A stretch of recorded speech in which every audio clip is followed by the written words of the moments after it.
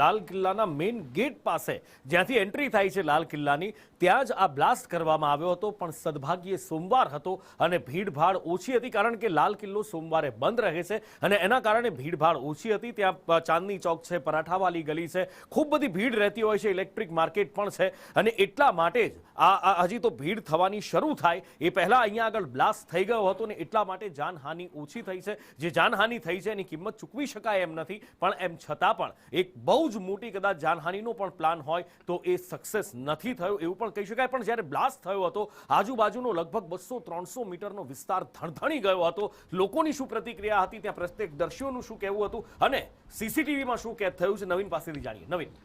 જીનુપુર કે કાલે જ્યારે 7 વાગ્યાની આસપાસ આ પ્રચંડ બ્લાસ્ટ થયો ત્યારે અનેક વિડીયો સામે આવ્યા હતા અને તે બાદ એક પછી એક સીસીટીવી પણ સામે આવી રહ્યા છે, જે આપણે સંદેશ ન્યૂઝ પર આપણે બતાવી રહ્યા છે.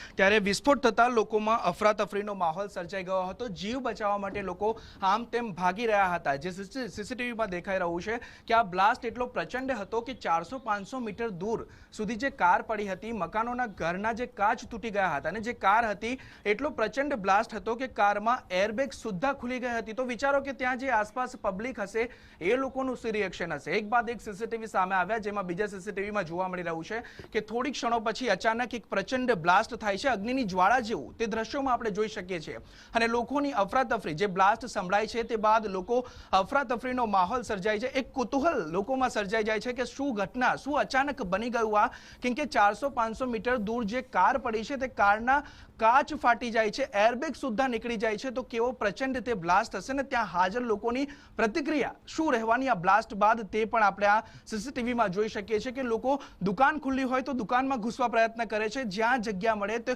ખોળામાં બાળક હોય તો તે બાળકને લઈને પણ જ્યાં જગ્યા મળે ત્યાં પહોંચવા તે પ્રયત્ન કરી રહ્યા છે. તે આ સીસીટીવીમાં આપણે જોઈ શકીએ છીએ કે લોકોનો પ્રતિભાવ કેવો હતો, પ્રતિક્રિયા કેવી હતી આ પ્રચંડ બ્લાસ્ટ